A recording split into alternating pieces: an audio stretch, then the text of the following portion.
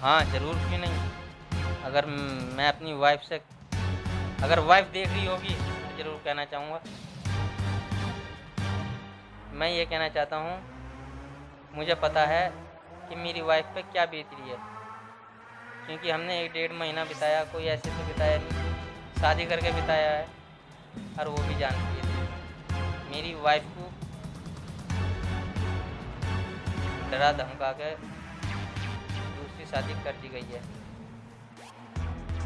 बस मैं अपनी वाइफ से एक ही बात कहना चाहता हूँ, अगर उसके दिल में मेरे लिए जरा सी भी फीलिंग नहीं है तो बस वो एक दफ़ा मुझसे फ़ोन पे कह दे, या मेरे फ़ोन पे नहीं, मेरे सामने आके कह दे, प्यार से कह दे कि तुम मुझे तलाक दे दो। हंसते हंसते तलाक दे दूँगा। बट मैं अपनी वाइफ से एक बात और कहना चाहूँगा, सभी से कहना चाहता हूँ, मेरी ज़िंदगी में एक ही थी, वो है मेरी पत्नी साजिदा। दूसरी शादी मैं नहीं करने का, नेवर नथिंग।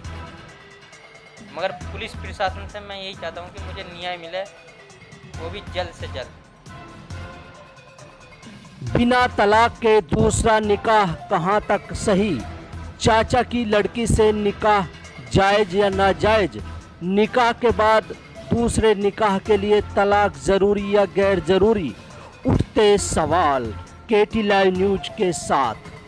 जहां भारत सरकार द्वारा 3 तलाक को लेकर एक कानून लाया गया, वहीं 3 तलाक के बिना परिवार वालों द्वारा लड़की की दूसरी जगह जबरदस्ती शादी करने पर भी कानून लाया जाए।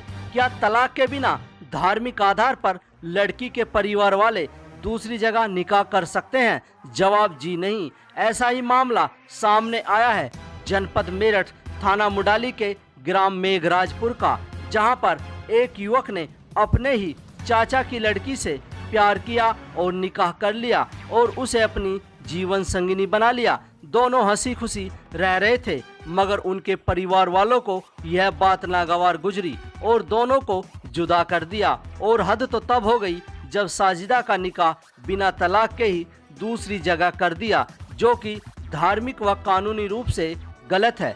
पीड़ित रिजवान ने बताया कि साजिदा और वह निकाह करके खुश थे और दोनों ने काफी अरसा साथ गुजारा भी, मगर उनके परिवार वालों को यह बर्दाश्त नहीं हो सका और उन्हें भरोसे में लेकर धोखा दिया। रिजवान के ही सगे भाई ने यह भरोसा दिलाया कि वह दोनों की शादी धूमधाम से कर देंगे, जिस पर रिजवान को यकीन आ गया, मगर साजिदा मना करती रही और आखिर में ये हुआ कि दोनों अलग अलग हो गए। वहीं रिजवान का कहना है कि जब परिवार वालों को साजिदा का दूसरी जगह निकाह ही करना था तो उनको धोखे में क्यों रखा गया? उनसे क्यों कहा गया कि मकान बनाओ, प्लॉट खरीदो? क्यों उसकी साजिदा धोखे से छीन ली गई? वहीं रिजवान ने मुस्लिम धर्म गुरुओं से अपील की है कि क्या बिना तलाक के दूसरा निकाह जायज़ है? क्या चाचा की लड़की से निकाह जायज़ नहीं? अगर है तो धर्म गुरु उसे इंसाफ दिलाएं। केटी लाइव न्यूज के लिए हसन खान की रिपोर्ट। जी, आपका नाम? मोहम्मद रिजवान, मैं रहने वाला हापुड़ गाँव, जिला हापुड़, बुलंदशहर रोड, मजीदपुरा, गल नंबर 3। क्या समस्या है, क्या मामला है आपका? सर मेरी समस्या तो ऐसी है कि कोई भी नहीं जल्दी से सुलझा सकता जो बात है। मैंने 2018 में अपनी चाचा की लड़की से शादी करी थी।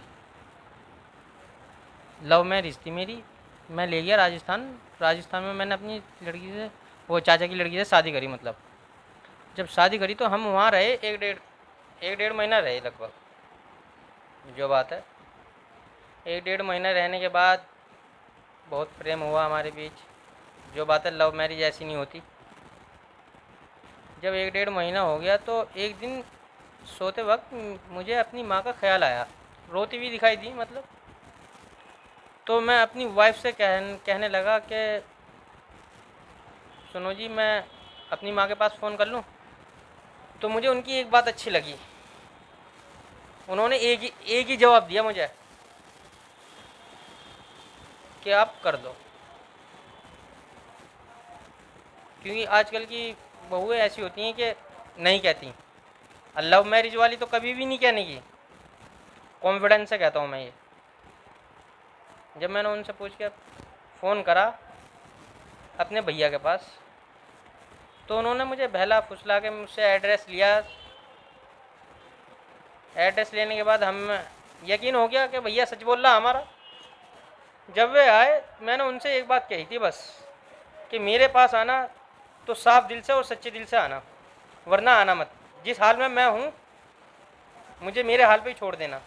और उस वक्त मेरी वाइफ की ना हालत ज़्यादा ही क्रिटिकल थी। तो भैया क्या लगा उनके, ठीक है मैं अकेला ही आऊँगा। पहली बार तो वो अकेला आया, तो विश्वास दिलाने के मारे चलो जी कोई बात नहीं, विश्वास आखिर हो जाता है जब इंसान अकेला आता है। जब वो अकेला आया तो हमें विश्वास हो गया। मुझे वो 1000-2000 रुपये भी दे के गया कि तेरे पे पैसे ना हो, या कपड़े भी लाया लाया मेरे बाकायदा। तो जब वो आया मेरे पास तो मैंने उससे एक ही बात कही, मगर घर वालों से एक ही बात कह दिए, मगर उनका एक छोटा लड़का तो मर चुका है। जब उसने ये कदम उठा लिया है तो उनकी तरफ से एक छोटा लड़का, उनका बेटा मर चुका है। मगर अब तुम्हारी बात सुन, मगर अगर तुझे मेरी हेल्प करनी हो तो साफ दिल से बता दियो यहीं, अगर नहीं करनी हो तो मुझे देख अभी यहीं चला जा भैया, ना मैं तेरे पैसे ले ना मैं तेरे कपड़े ले रहा। वो मान गया नुके नहीं मैं तेरी हेल्प करूँगा, चलो जी कोई बात नहीं। वो चला गया। जब दूसरी बार उसका फ़ोन आता है मेरे पास तो वो कहने लगा मैं आ रहा हूँ, आ जाओ भैया। तो पूरी वो मीटिंग के साथ आया, जबकि मुझे पता नहीं था कि वो पूरी मीटिंग के साथ आ रहा है या कैसे आ रहा है। और जब जो मेरे चाचा है ना, जिनका नाम नौशाद है, वे आए थे, कार लेके आए थे, लड़की के माँ बाप भी थे। मगर बाद में पता चला जब वे चाचा घर में घुसे मेरे कमरे में, तो मुझे जब पता चला, चलो जैसे तैसे मैंने अपनी वाइफ को मना लिया, मगर चलो बैठ जाओ कोई बात नहीं। अपनी वाइफ को मना लिया, जब बिठा लिया कार में मैंने, तो एकदम मुझे, हाँ सॉरी, मेरी वाइफ को एकदम अपने पापा की परछाई दिखाई दी। परछाई नहीं, उसने देख लिया था अपने पापा को। तो एकदम वो मुझसे कहने लगी सुनो जी पापा भी हैं यहाँ पर। मैं कहने लगा नहीं।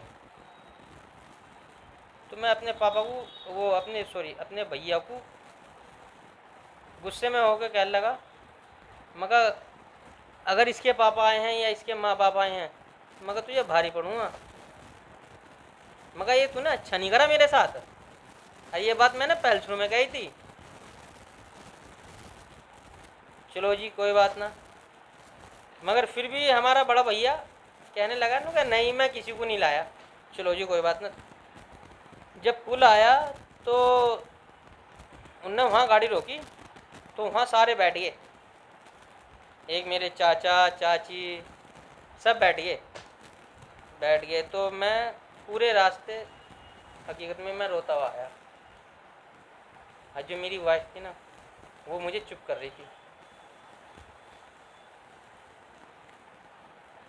जब हम दिल्ली आ गए अपने चाचा के पास, नौशाद चाचा के पास, मैं अपने पापा के पास सो रहा, मैं पूरी रात रोता रहा, लड़की भी रोई, ऐसी बात नहीं। फिर सुबह को उनका क्या डिसीजन हुआ ये मैं आपको बताता हूँ। डिसीजन ये हुआ, हमें ऐसे बिठाया गया, बाकायदा बिठाया गया, तो वो कहने लगे हाँ भाई तुमने शादी करी या नहीं करी। मैंने उनसे एक ही बात कही, शादी कर ली मैंने। उन्होंने इतनी जल्दी मचाई मुझे राजस्थान से निकालने की, बहुत जल्दी। मैं कहने लगा मैंने शादी तो कर ली है, यकीन ना हो तो मेरे पास प्रूफ है। बट उन्होंने मुझसे एक ही सवाल करा कि हम तेरे निकाह को नहीं मानते। जब नहीं मानते तो मैं कहने लगा कोई बात ना। फिर मैंने एक ही बात कही लड़की ने और मैं कहा या तो हमें अपने हाल पे छोड़ दो या हमें यहीं मार दो। हाँ निकाह के कागज हैं बाकायदा, मेरे पास प्रूफ है, ये रहा, दिखा सकता हूँ मैं। निकाह के सारे अब जो आपकी समस्या है, अब मेन समस्या क्या है? मेरी मेन समस्या ये है, मैंने 2018 में ही जब सॉरी मैं अभी शुरू से स्टार्ट करना चाहता हूँ। जब बिठा लिया तो उन्होंने मेरे निकाह को नहीं माना। शॉर्टकट में मैं कहना चाहता हूँ, जब नहीं माना तो हमने दो ही लफ्ज़ कहे थे, या तो हमें मार दो या हमें अपने हाल पे छोड़ दो। फिर भी हमें बहला फुसला के एक ही बात कही कि हम तुम्हारी शादी कर देंगे। जब हमने इतना बड़ा कदम उठा लिया, क्या आप मुझे बता सकते हो, जब हमने इतना बड़ा कदम उठाया, क्या हम बच्चे थे? मैं आपसे पूछना चाहता हूँ, हम बच्चे थे उस टाइम? नहीं। तो हमें बहलाया फुसलाया क्यों? नहीं, हमें सिर्फ अलग करना चाहते थे वे दोनों। यानी एक तरह से कहना चाहें तो धोखा करा आपके साथ। धोखा ही। कोई बात नहीं, फिर भी उन्होंने एक चाल चली मेरे साथ। वहीं मेरे माँ बाप ने और लड़की के माँ बाप ने ये कहा कि हम तुम्हारी शादी कर देंगे, बट उसके लिए हमारी कंडीशन है, उनकी शर्तें थी, जैसे कि प्लॉट, गाड़ी, अपना घर बार, भैया की शादी कर और अपने पैरों पे खड़ा होकर दिखा मुझे। मैंने कहा क्यों नहीं, हर लड़की के माँ बाप यही चाहते हैं। हमारे बात समझ में आ गई कि हर लड़की के माँ बाप यही चाहते हैं। हम मान गए वहाँ उस टाइम पर, मान गए। तो लड़की फिर भी नहीं मानी। हमने लड़की से एक ही बात कही, मगर जब बड़े बूढ़े कह रहे हैं तो मान जाओ उनकी बात। वो कहने लगी तुम कह रहे हो तो इसलिए मैं मानती हूँ। फिर हम वहाँ से, मैं अपने पापा के साथ आ गया, वो अपने माँ बाप के साथ चली गई। चले जाने के बाद फिर लड़की का हम पे फ़ोन आता है 2-2.5 महीने तक। जब फ़ोन आया तो एक दिन हमें रोज़ पता चला, लड़की ने बताया फ़ोन करके मुझे कि हमारे साथ धोखा हुआ। मैं कहने लगा क्या धोखा हो गया? क्योंकि मेरी मम्मी मना कर रही है। मगर क्यों? मगर ये तो बात थी, पक्की थी ये तो। चलो जी, मैं कहने लगा अब तुम फ़ोन काट दो और मुझसे बात मत करना, मगर मैं खुद कर लूँगा जो मुझे करना। चलो जी, उन्होंने फ़ोन काट दिया। मैंने उसी दिन तहसील में सेक्शन 9 का केस डलवाया। उससे कोई फ़र्क नहीं पड़ा उन पे। मैंने नोटिस भिजवाए, 2-3 नोटिस भिजवाए। भिजवाने के बाद वे नोटिसों को कुछ नहीं मानते। जो बात है, नोटिस को वे कुछ नहीं मानते। चलो जी, हमने कहा कोई बात नहीं। हमने बहुत भागा दौड़ी करी मैंने, क्योंकि मैं बहुत प्यार करता हूँ अपनी वाइफ से, हकीकत में, रियल में प्यार करता हूँ। कोई बात नहीं, जब उनकी नहीं चली, उन्होंने भी बहुत वो करी मेरे खिलाफ़ FIR दर्ज कराने की। हमने एक काम करा, हमने अपनी सारी जगह एप्लीकेशन डलवा दी, मगर उन एप्लीकेशन का हम कोई रिजल्ट नहीं आया। फ़ोन आए बाकायदा, कोई मुझे वो नहीं मिली, रिजल्ट नहीं मिला। थाने से भी, हर जगह से भी। जब उन मेरे केस को 1 साल हो जाती है तो मैंने यहाँ बुलाया अपने मुंडाली थाने में, यहाँ हापुड़ थाने में। तो एक संगीता मैम है, वहाँ मेरी एप्लीकेशन थी। उन्होंने सच्चे दिल से मेरी मुलाकात करवाई मेरी बीवी के साथ। और जब पहली दफ़ा देखा ना, जब से बिछड़ा हूँ, तो उस दिन मुझे रोना आ गया था हकीकत में। तो वहाँ सारी बात रखी मेरी।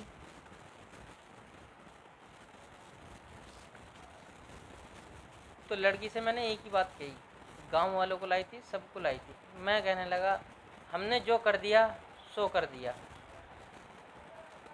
मगर मुझे तो तुम एक बात बताओ, तुम्हारी शादी कहीं और हो जाती है, मेरी शादी कहीं और हो जाती है, चलो मैं तो अपने झटके झेल जाऊंगा, मैं ताने वाने सब सुन लूँ, मगर तुम मुझे बताओ, तुम्हें तो ताने ज़िंदगी भर मिलेंगे, और तुम्हें ताने ऐसे ऐसे देगा तुम्हारा पति ही देगा। तुम क्या करोगी फिर? क्या पता तुम उस पति से भी छूट जाओ। क्लियर बात कहता हूँ मैं कहने लगा, मुझ जैसा तुम्हें कहीं नहीं मिलेगा, जितना मैं चाहता हूँ सच्चे दिल से। फिर भी मैं अपनी वाइफ की बुराई नहीं करना चाहता हूँ। मेरी वाइफ बिल्कुल मान गई। तो उन्होंने जब मान गई तो उन्होंने अपनी माँ की तरफ को देखा। माँ ने तुरंत एकदम आँख निकालते ही बेचारी लड़की चुप हो गई। फिर भी लड़की ने कहा कि मैं चलने के लिए तैयार हूँ आपके साथ। मगर मेरी वाइफ की माँ ने ना, मेरी सास ने वहाँ बवंडर रच दिया। कोई बात नहीं, संगीता मैम ने अगर अगली तारीख दे दी मुझे। चलो जी, जब तारीख दे दिया मैं, तारीख देने के बावजूद भी वे नहीं आए। आखिर ऐसा क्यों? चलो जी, जब तारीख लग गई नहीं आए, कोई बात नहीं, बात करा दी तो हम आ रहे थे। मैं आज आपको दिल की बात बताता हूँ। मेरा दिल तो कह रहा था कि मत जा, आज मत जा, आज मत जा उसके पास। दिमाग कह रहा कि आज चल। मैंने उस दिन दिमाग की बात मानी, और किसी से मैंने 30-40 हज़ार रुपये लिए वहाँ से। जब मैं गांव में गया, बट मैं अपनी वाइफ के घर नहीं पहुँचा। मैं गली में ही था, किसी और से बात कर रहा था। तो पीछे से ही मुझ पर वार करा और मुझे पकड़ कर थाने में दे दिया। कोई बात नहीं, हम जैसे तैसे करके हम वहाँ से भी आ गए। आने के बाद अब मैं आया करीब, बट फिर मैंने अब दोबारा एप्लीकेशन लगाई है हर जगह। अब देखता हूँ कि अब रिजल्ट आता है। पहली एप्लीकेशन का मेरा कोई रिजल्ट नहीं आया। पहली बात तो मैं ये कहना चाहता हूँ, जब मैंने हर जगह एप्लीकेशन दे दी, तो मेरे खिलाफ मुकदमा कैसे दर्ज हो जाएगा? जब मुंडाली थाने में मैं पकड़ा गया तो मेरे खिलाफ मुकदमा क्यों दर्ज करा था? मुझे तो ये बताओ, क्या उसकी वेरिफिकेशन ना हो सकती थी हाथों हाथ? मेरी सास कह रही कि मेरे साथ ज़बरदस्ती करने की कोशिश करी। अगर पूरा गांव ये कह दे कि मैंने ऐसा कुछ करा, तो आज ही मैं पीछे हट जाऊंगा। मैंने दोबारा एप्लीकेशन लगाई है। अब देखता हूँ कि क्या होता है क्या नहीं। अब आप जो है क्या चाहते हो, कानून से क्या वो रख सकते हो, उम्मीद रखते हो? कानून से मैं ये चाहता हूँ, फिलहाल हमारे धार्मिक समाज में एक बात है, मोदी जी ने एक बात कही थी कि जो इंसान 3 तलाक कहेगा उसे कड़ी से कड़ी सजा है। ये बात आप भी जानते होंगे। बट यहाँ तो मैंने कुछ कहा ही नहीं अपनी वाइफ को, तो उसकी शादी क्यों कर दी गई? वाई? ये तो हमारे धर्म में भी नहीं है। ये तो हमारे धर्म में नहीं है। जब तक मैं अपनी पत्नी को तलाक नहीं दूंगा तो वो दूसरे से शादी क्यों कर लेगी? ये तो सरासर हरामखोरी हुई। दूसरा निकाह जो आप बता रहे हो, तो उसका आपको पता है, कंफर्म है? कन्फर्म है, फतेहपुर हुआ है। मैं गवाह हूँ, फतेहपुर हुआ है, और उसके एविडेंस भी हैं, गवाह भी हैं मेरे पास। हुआ नहीं हुआ। एक हमारे आंसू फूफा हैं, उन्होंने करवाया है, और लड़की के मामा कही हैं हसमुख, उन्होंने। मैं मोदी जी से और प्रशासन से एक ही बात कहना चाहता हूँ, बस मुझे न्याय मिले। मैं ये नहीं चाहता। बस हाँ, एक लास्ट बात और कहना चाहूँगा कि बस मैं अपनी पत्नी से बहुत प्यार करता हूँ। आज भी मैं सही से सो नहीं पाता, हकीकत से। और आज मैं अकेला हूँ, ना मेरे माँ बाप, ना मेरे चाचा, ना मेरी चाची, ना मेरा भैया, कोई नहीं है मेरे साथ। बट जहाँ मैं काम करता हूँ